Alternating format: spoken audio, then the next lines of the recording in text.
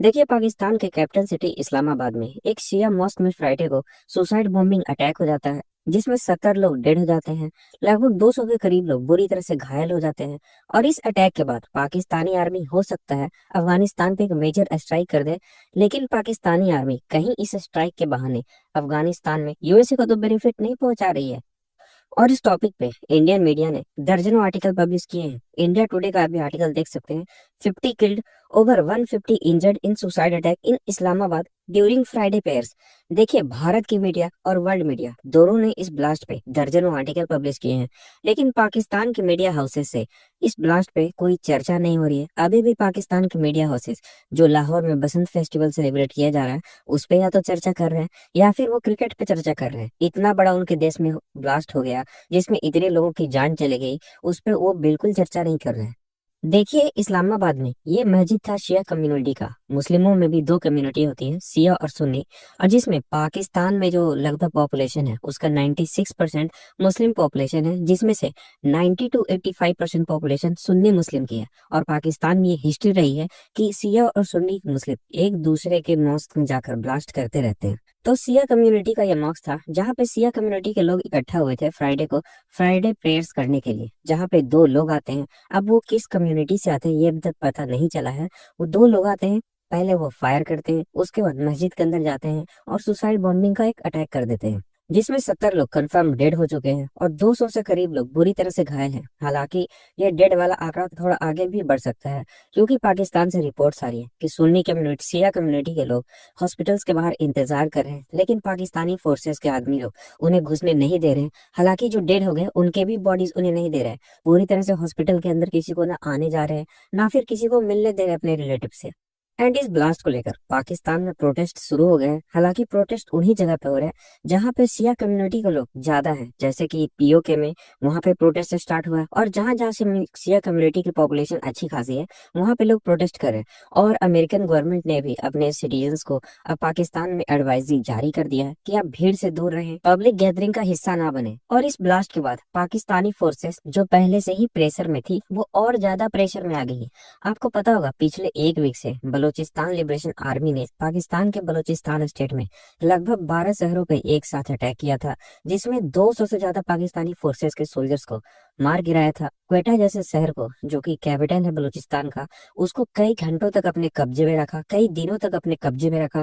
क्वेटा के मार्केट पे बीएलए के फाइटर्स ने अपना कंट्रोल जमा लिया। एंड उन एरियाज को भी पाकिस्तान की आर्मी अभी पूरी तरह से अपने कंट्रोल में नहीं ले पाई है जिन पे बीएलए के फाइटर्स का कब्जा था। और उसके बाद तुरंत इस्लामाबाद में, जो कि पाकिस्तान का कैपिटल है, एक हाई प्रोफाइल सिटी है, उस पे ही इतना बड़ा ब्लास्ट हो जाता है, जिससे पाकिस्तानी फोर्सेस पे और पाकिस्तान के डिफेंस मिनिस्टर पे काफी ज्यादा रिस्पॉन्सिबिलिटी बढ़ जाती है। काफी ज्यादा उन पे पब्लिक का प्रेशर बन जाता है कि जब इस्लामाबाद ही सेफ नहीं है पाकिस्तान का, तो हम और एरिया की क्या बात कर सकते हैं कि वहां पे लोग कैसे जी रहे होंगे। एंड लगता है इस प्रेशर में आकर पाकिस्तानी आर्मी हो सकता है कि अफगानिस्तान पे एक अटैक कर दे, एक स्ट्राइक कर दे, क्योंकि बीएलए के फाइटर्स कभी सुसाइड बॉम्बिंग के अटैक करते नहीं है। और वो करते भी हैं तो पाकिस्तान के जो फोर्सेस है उन पे करते हैं, किसी शिया और सुन्नी के मॉस्क में जाकर नहीं करते। उनका मेन टारगेट होता है कि पाकिस्तानी फोर्सेस को नुकसान पहुंचाना है। और इसके बाद जो दूसरा ग्रुप ध्यान में आता है वो है टीटीपी, तहरीके तालिबान ऑफ पाकिस्तान। और इन लोगों की एक हिस्ट्री भी रही है कि जिन कम्युनिटी पे इन्हें लगता है कि ये इस्लाम से थोड़ा हटकर चल रहे हैं, उन पे ये सुसाइड बॉम्बिंग अटैक करवाते रहते हैं। और टीटीपी का मेन जो है वो है अफगानिस्तान। तो हो सकता है कि पाकिस्तान फोर्सेस के लोग कल को अफगानिस्तान में एक मेजर स्ट्राइक करने की कोशिश करें। लेकिन जो पाकिस्तान के ऑफिशियल्स ने इस ब्लास्ट के बाद बयान दिया है, पहले आप वो सुनिए। दहशतगर्द ने खुद का इस्तेमाल किया, उसके बारे में मालूमात मिल चुकी है। वो अफगान शहरी तो नहीं, लेकिन उसका ट्रैवल कितनी दफा अफगानिस्तान हुआ है वो मालूमात, उसके जिस्म के बाकी हिस्से जो हैं उसके फोरेंसिक के बाद हमारे पास आ चुकी हैं।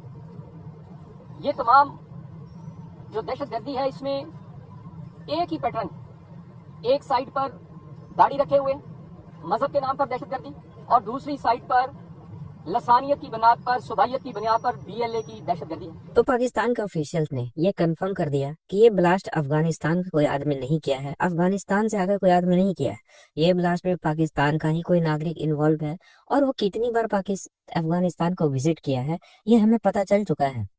हालांकि इसके चांसेस काफी कम है कि पाकिस्तान में इतना बड़ा ब्लास्ट हो गया और पाकिस्तान की आर्मी इस ब्लास्ट का इस्तेमाल न करे जनता में अपनी पॉपुलैरिटी गेन करने के लिए। देखिए, ये ब्लास्ट में भले ही अफगानिस्तान के लोग का हाथ ना हुआ हो, ये खुद कंफर्म किया पाकिस्तान के ऑफिशियल्स ने, लेकिन फिर भी पाकिस्तान की आर्मी हो सकता है एयर स्ट्राइक तो नहीं करेंगे, लेकिन डोनाल्ड ट्रंप को इससे फायदा जरूर पहुंचा सकती है अफगानिस्तान पे अटैक करके। मैं आपको बताता हूँ कैसे। देखिए, अफगानिस्तान में एक काफी इंपॉर्टेंट एयर बेस है जो कि है बागराम एयरबेस, जिसके बारे में डोनाल्ड ट्रंप ने एक ट्वीट भी करके रखा है। If Afghanistan doesn't give Bagram airbase back to those that built it, the United States of America, bad things are going to happen, president DJT। देखिए, डोनाल्ड ट्रंप ने अफगानिस्तान को पहले ही बोल के रखा है कि तुम बागराम बेस हमें दे दो, क्योंकि बागराम बेस को यूएसए की आर्मी ने ही बिल्ड किया है। लेकिन ऐसा बिल्कुल नहीं है, इस बेस को बिल्ड किया है रशिया ने, मतलब कि यूएसएसआर ने। हालांकि डोनाल्ड ट्रंप का इतना कहना सही है कि इस बेस में जो काफी मेजर वर्क थे, जैसे कि इसका बड़ा करना, इसमें और फैसिलिटीज को प्रोवाइड करना, इंफ्रास्ट्रक्चर को और बेटर बनाना, वो काम किया यूएसए ने। लेकिन पहली बार जिस बेस को बिल्ड किया था, जो इसमें की नींव रखी थी, वो थी यूएसएसआर। और जब से डोनाल्ड ट्रंप अपने सेकंड टर्म में आए हैं, इनका ये अटैक रहा है कि कैसे न कैसे अफगानिस्तान से जो अमेरिका वेपन्स को छोड़ के गया था उनको बाहर निकाल ले, और ये जो मेजर स्ट्रेटेजिक बेस है बागराम एयर बेस, उस पे कैसे न कैसे वापस से अमेरिका का कब्जा हो जाए। क्योंकि जब अमेरिका ने अफगानिस्तान को छोड़ा था तो इस बेस को भी अबेंडन करके चले गए थे, जिसपे अब पूरी तरह से तालिबान का राज है। एंड सिंस डोनाल्ड ट्रंप ने पाकिस्तान की इतनी ज्यादा हेल्प की है, रेकोडिक की बात कर ले, या फिर आप पोर्ट्स की बात कर ले, या फिर पाकिस्तान में इन्वेस्टमेंट्स की बात कर ले, या फिर पाकिस्तान के प्राइम मिनिस्टर और मिलिट्री मार्शल्स के साथ फोटो खिंचवाने की बात कर ले, तो डोनाल्ड ट्रंप ने पाकिस्तान को काफी ज्यादा इन्वेस्टमेंट्स भी दिलाया है। और डेफिनेटली पाकिस्तान से अब वसूल करने का टाइम आ गया है ट्रंप के लिए। और जबकि बागरम बेस काफी ज्यादा बॉर्डर के नजदीक है पाकिस्तान से, तो डोनाल्ड ट्रंप और पाकिस्तान के आर्मी बिल्कुल चाहेंगे कि एक मिलिट्री ऑपरेशन करके एक कॉरिडोर बना दिया जाए बागराम बेस की इतना, ताकि यूएसए की आर्मी वहां पे इजिली कैप्चर कर ले उसे। हालांकि अफगानिस्तान की जो तालिबान गवर्नमेंट है उसने भी पाकिस्तान पे एक्यूज लगाया है, ये आरोप लगाया है कि पाकिस्तान यूएसए के साथ मिलकर अफगानिस्तान पे अटैक करने की या फिर अफगानिस्तान में कुछ गलत करने की कोशिश करता ही रहता है। एंड आने वाले टाइम में ये बिल्कुल पॉसिबिलिटी है कि एक दो दिन के अंदर हो सकता है कि पाकिस्तान की आर्मी एक कॉरिडोर बनाकर बागरम बेस तक यूएसए को एक एक्सेस दे दे बागरम बेस का, जिससे डोनाल्ड ट्रंप का जो पे किया है, डोनाल्ड ट्रंप ने इतना इन्वेस्टमेंट किया है पाकिस्तान में, वो भी पैसा वसूल हो जाए। और इस टॉपिक को लेकर आगे और भी कोई अपडेट आता है तो मैं आपके लिए बेटर वीडियो जरूर लेके आऊंगा। तब तक के लिए आप चैनल को सब्सक्राइब कर लीजिए।